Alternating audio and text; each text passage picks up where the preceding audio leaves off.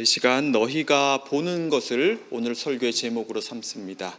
이 말씀이 저와 여러분의 삶의 고백이 되기를 주님의 이름으로 축복합니다. 우리가 함께 누가복음을 듣고 보고 있는데요. 누가복음을 묵상하면서 발견하는 것은 누가복음의 저자인 누가가 예수님이 누구신가에 대해 관심을 기울이며 이 책을 저술했다는 사실입니다. 그럴 수밖에 없었을 겁니다.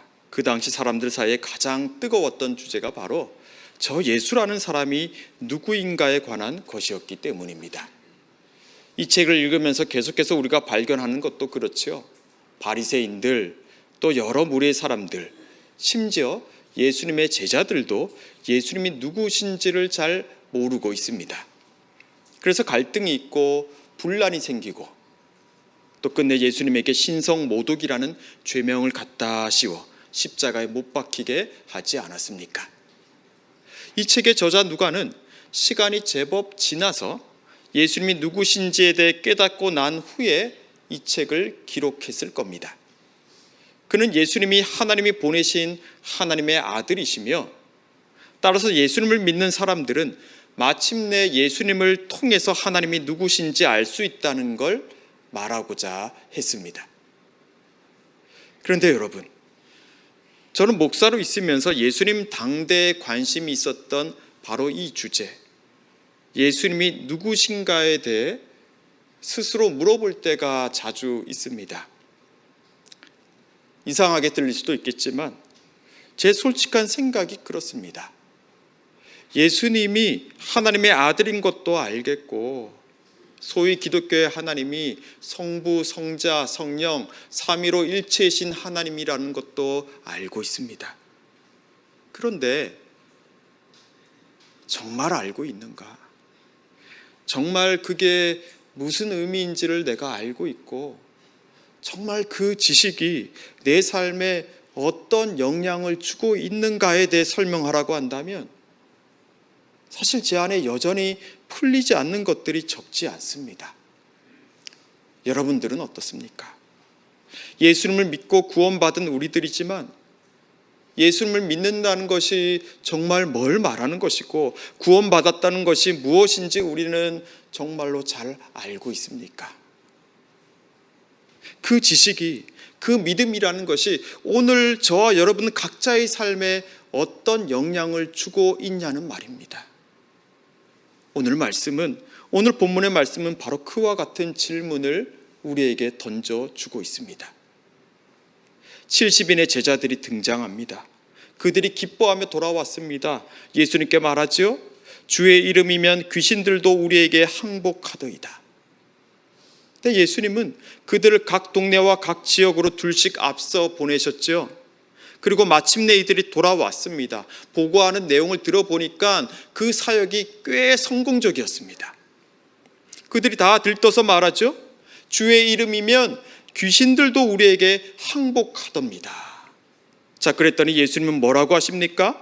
사탄이 하늘로부터 번개같이 떨어지는 것을 내가 보았노라. 이게 무슨 말일까요? 그러니까 우리 눈에 보이는 하늘에 하나님께서 계시다는 것이 아니고 하늘은 초월적인 분께서 머무시는 곳을 상징했다는 겁니다. 그렇다면 사탄이 하늘로부터 번개같이 떨어졌다는 건 뭘 말하는 겁니까? 그건 바로 하나님께서 사탄을 물리치셨다는 겁니다. 그러니까 지금 예수님은 제자들이 귀신을 내쫓은 일을 가리켜서 그건 바로 하나님께서 하신 일이라는 걸 그들에게 말씀하고 계시는 겁니다. 제자들의 시선을 하나님을 가리키도록 하신 거죠. 여러분, 예수님은 우리에게도 하나님을 생각나게 하시는 분입니다. 성경의 표현을 빌리자면 예수님이 곧 길이십니다. 예수님을 말미암지 않고는 아버지께로 올 자가 아무도 없습니다. 여러분 한번 생각해 보십시오. 우리가 하나님이 어떤 분인지를 알 수 있을까요? 하나님이 어떤 분이기에 우리는 하나님을 의지하고 신뢰하고 있습니까? 가만히 생각해 보면 우리가 하나님이 어떤 분인지를 과연 알 수 있을지 모르겠습니다. 왜냐하면 우리는 피조물이고 그분은 창조주가 되시기 때문입니다. 벌써 전혀 차원이 다르죠. 적절한 비유가 아닐 수도 있겠지만 단순하게 비유하면 땅 위에 있는 조그만 개미가 우리 사람이라는 존재를 알 수 있겠습니까? 혹 알고 있다 생각해도 개미 발톱 정도 아니겠습니까? 개미가 발톱을 갖고 있는지는 모르겠지만 말입니다. 마찬가지입니다. 내가 하나님을 믿기는 믿는데 어떻게 믿고 있는 것이지? 내가 하나님을 얼마나 알기에 그분을 믿을 수 있단 말인가 라고 했을 때 여러분, 결국 그 답이 무엇입니까? 예수님이죠. 우리는 이 땅에 우리와 같은 형상을 입고 오신 예수님을 통해서 비로소 우리가 믿는 하나님이 어떤 분인지를 알 수 있게 되었습니다. 예수님이 하신 말씀, 예수님이 하신 행동은 모두 다 하나님에게서 받아 하신 말씀이고 하나님께 들은 말씀을 하는 것이고 그분의 행동은 모두 다 하나님을 가리키는 것이기 때문입니다. 지금 제자들에게 예수님이 하신 말씀도 그렇지요. 사탄이 하늘로부터 번개같이 떨어지는 것을 내가 보았노라. 예수님은 그 시선을 하나님께 두도록 지금 그들을 인도하고 계십니다. 사람들과 하나님 사이를 예수님이 이어주고 계시는 겁니다. 내 이름으로 너희가 귀신이 항복하는 걸 보았다면 너희는 하나님이 하신 일을 본 거라고 말입니다.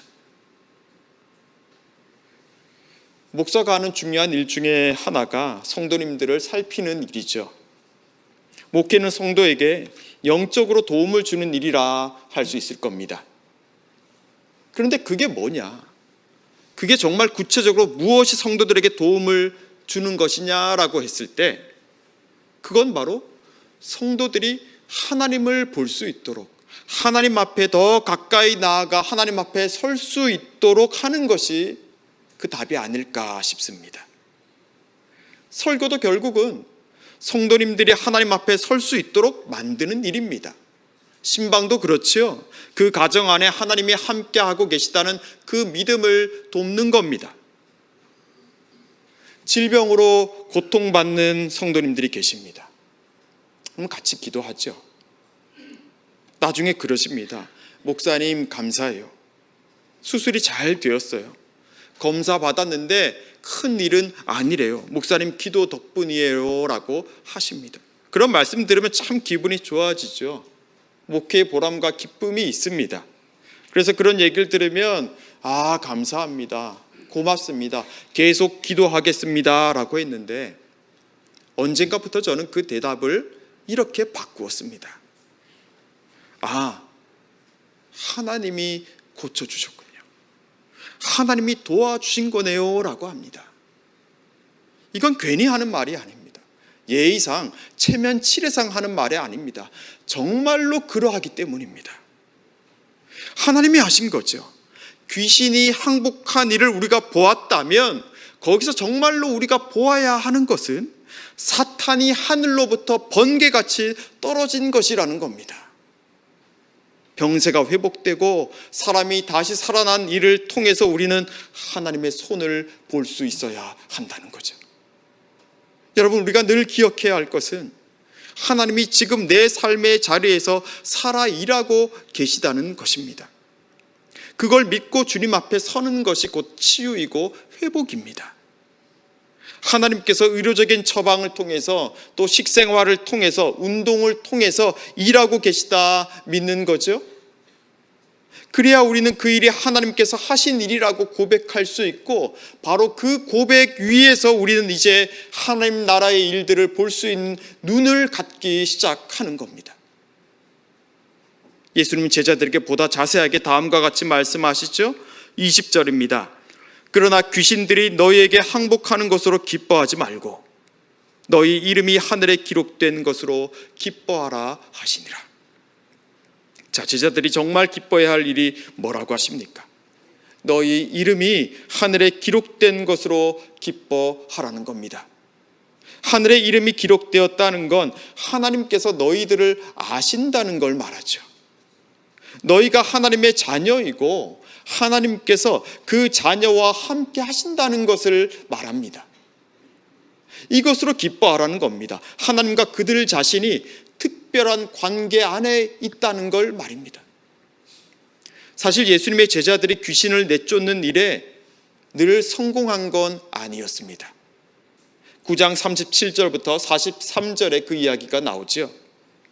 어떤 사람이 예수님을 다급히 찾습니다. 아들이 귀신에 들렸다는 겁니다. 그런데 제자들에게 귀신을 내쫓아 주기를 구하였으나 그들이 하질 못했다는 겁니다. 예수님께서 그 아들을 고통스럽게 하는 귀신을 꾸짖으시고 아들을 낫게 하십니다. 그리고 그 다음 나오는 사람들의 반응에 누가는 주목해서 이렇게 기록해 두었습니다. 자, 9장 43절 말씀인데요. 우리 같이 한번 읽어볼까요? 9장 43절입니다. 함께 읽습니다. 사람들이 다 하나님의 위엄에 놀라니라. 자, 사람들이 그 사건에서 뭘 보았다는 겁니까? 하나님의 일을 보았다는 겁니다. 귀신은 초인간적인 영적인 힘을 가리키죠. 아무나 그 일을 할 수가 없습니다. 아무나 귀신을 쫓아낼 수 없습니다. 그런데 예수님이 그 일을 하셨습니다. 그들은 예수님에게서 바로 하나님을 봅니다. 정확히 말하면 예수님께서 하나님을 그들에게 나타내신 거죠. 그리고 하나님께서 바로 아들 예수를 통해 하나님 자신을 그들에게 드러내 주신 것입니다. 여러분, 우리가 예수님을 믿는다는 것은 우리 이름이 하늘에 기록되어 있다는 걸 말합니다. 예수님을 통해서 우리와 하나님 사이에 특별한 관계가 이루어졌다는 것입니다. 여러분, 그걸 믿으십니까? 나와 하나님 사이가 이제 보통 관계가 아니라는 겁니다. 그런데 이게 말이 됩니까? 어떻게 피조물이 창조주와 관계를 맺습니까? 어떻게 죄인이 거룩한 분과 관계를 맺는단 말입니까? 우리가 하나님의 자녀가 되었다는 것, 내가 하나님을 아빠 아버지라 부를 수 있다는 그것으로 여러분 기뻐하실 수 있기를 바랍니다. 아버지 하나님은 그의 딸, 그의 아들들에게 우리의 아버지가 되신다는 걸 나타내 보여주실 것이기 때문입니다. 제자들이 귀신을 내쫓을 수 있었던 것도 그들이 하나님의 자녀들이고 또 하나님께서 하나님의 일을 보여주신 것이었습니다. 예수님은 제자들의 보고를 들으시곤 성령으로 기뻐하시죠. 왜 그렇습니까? 그들이 이제는 예수님이 어떤 분인지를 이전보다 더 알 수 있게 되었기 때문입니다. 예수님을 통해서 하나님을 알 수 있다는 것, 예수님의 말씀과 하시는 그 일들이 곧 하나님의 말씀이고 하나님의 일이라는 걸 그들이 알게 되었기 때문이죠. 그래서 예수님은 천지의 주제이신 아버지여, 이것을 지혜롭고 슬기 있는 자들에게는 숨기시고 어린 아이들에게는 나타내심을 감사하나이다, 옳소이다, 이렇게 된 것이 아버지의 뜻입니다 라고 고백합니다. 예수님은 무척 기뻐하시죠. 무엇보다 이 제자들, 지혜롭고 슬기 있는 자가 아니라 세상에서는 어린 아이와 같이 어리석다 무시당하고 있는 이 사람들이 하나님과 예수님을 알게 되었기 때문입니다. 그게 아버지의 뜻이라고 하죠. 또 오늘 말씀 22절을 보면 아들과 아들의 소원대로 계시를 받는 자 외에는 아버지가 누구인지 아는 자가 없다고 하십니다. 여러분, 여기 두 가지 의미가 다 있죠. 예수님께서 아버지를 알려주신다는 것과 또 그 계시를 받는 자가 아니고선 도무지 아버지가 누구인지를 알 수가 없다는 겁니다.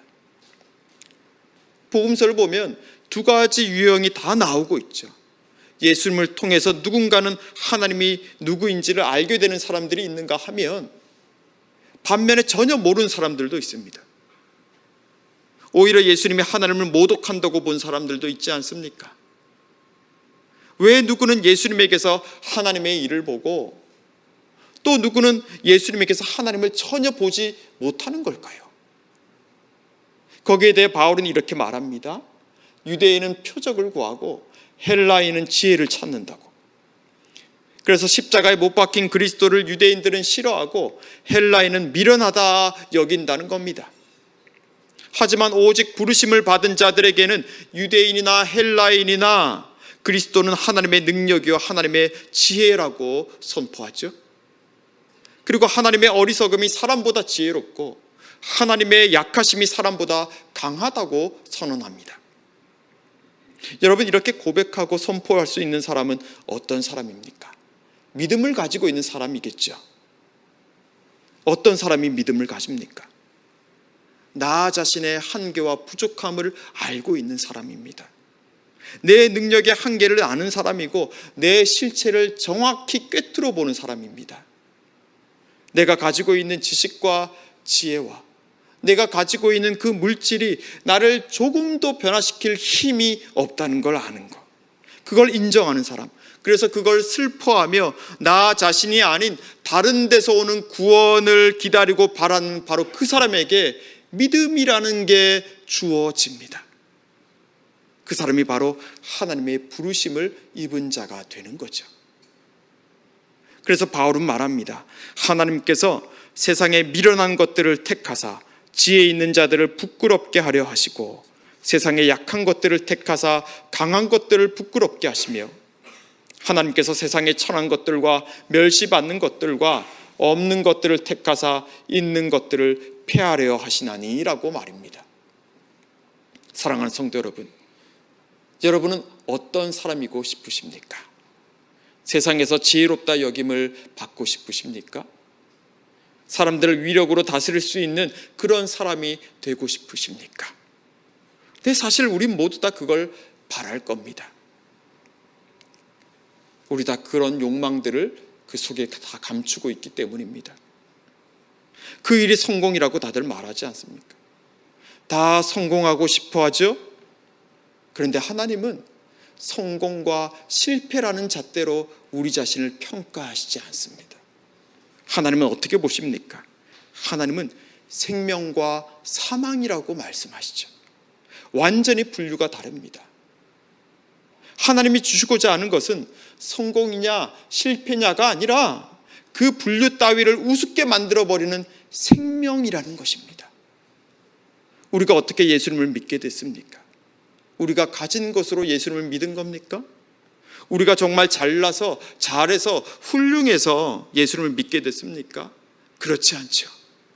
우리가 자빠져 있을 때, 우리가 깊은 허무와 깊은 슬픔에 빠져 있을 때, 아무도 내 주위에 있지 않을 때, 이상하게도 주변에서 나보고 성공했다고 하는데 여전히 내 안에 불안과 두려움이 찾아오고 있었던 바로 그때 내 이름을 부르며 찾아온 이가 있지 않았습니까?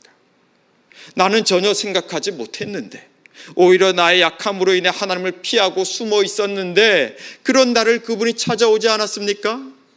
나는 지혜가 부족해서 지식이 부족해서 가진 것이 없어서 세상 보기에 무척이나 미련해서 숨어 지내고 있었는데 그저 두려워서 웅크리고 있었을 뿐인데 하나님 그런 나의 이름을 부르시며 나를 찾아오시지 않았냐는 말입니다.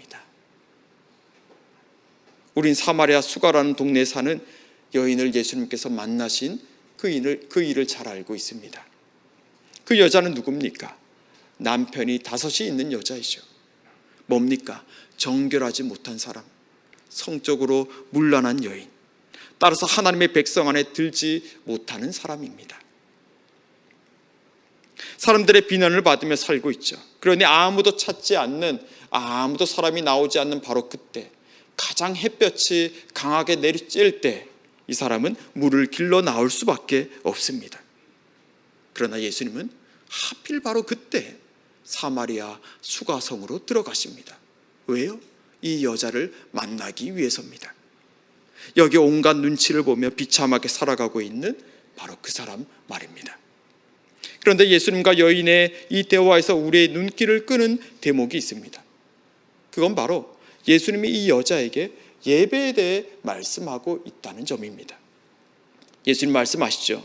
너희는 알지 못하는 것을 예배하고 우리는 아는 것을 예배한다. 아버지께 참되게 예배하는 자들은 영과 진리로 예배할 때가 오나니 곧 이때라. 아버지께서는 자기에게 이렇게 예배하는 자들을 찾으시느니라. 여러분, 예수님은 왜 이 같은 말씀을 이 여자에게 하고 계신 걸까요? 왜 예배를 말씀하시는 걸까요? 그건 바로 이 여자가 하나님을 예배하던 사람이기 때문입니다. 이 여자는 하나님을 찾고 구하고 있었습니다. 비록 사람들과 함께 하나님을 예배하지 못했고 사람들은 그녀에게 너 같은 사람의 예배를 하나님은 받지 않을 거라 했지만 그럼에도 그는 하나님을 찾고 구하고 있었습니다. 그러나 여전히 그 안에 갈증이 계속되고 있고 예배를 드리면서도 회의가 늘 찾아왔습니다. 근데 바로 그 여인을 예수님은 아셨습니다. 그래서 그 자신이 누구인지를 이 여자에게 나타내 보여주신 겁니다. 예수님과 이 만남 후에 이 여자는 물동이를 버려두고 동네로 들어가 그토록 두려워하던 사람들에게 내게 말한 사람을 와서 보라. 이가 그리스도가 아니냐라고 말하죠. 오늘 표현대로 하자면 아들의 소원대로 이 여자는 계시를 받아 아버지와 아들이 누구인지를 알았던 것입니다. 우린 예수님을 통해서 무엇을 보고 있습니까? 우리의 주님이신 예수님께서 우리에게 무엇을 보여주고 계십니까? 23절을 보시면 예수님은 제자들을 돌아보시며 그들에게만 조용히 말씀하시죠. 너희가 보는 것을 보는 눈은 복이 있도다 라고 하십니다. 그들은 무엇을 보았습니까? 그들의 눈에는 분명히 예수님의 모습이 들어왔을 겁니다. 자, 그렇다면 예수님은 그들에게 무엇을 보여주셨습니까? 아버지 하나님이죠. 아버지 하나님께서 여기 예수님 안에서 어린 아이와 같은 그들에게 자신을 드러내시는 걸 그들은 보고 있습니다. 이제 그들이 거하는 그곳은 이제 하나님의 통치 안에 있는 겁니다. 그들이 예수님 안에 있다면 말입니다. 사랑하는 성도 여러분, 저와 여러분도 그렇습니다. 우리가 오늘 예수를 나의 그리스도로, 나의 주님으로 고백한다면 우리 또한 예수님을 통해서 아버지 하나님의 일하심을 볼 수 있습니다. 하나님은 도무지 우리 스스로는 찾지도 가까이 갈 수도 없는 당신의 영광을 알아가고 의지할 수 있도록 우리에게 아들 예수를 보내주신 겁니다. 그처럼 하나님은 하나님 자신을 오늘 우리에게 보여주시기를 원하십니다.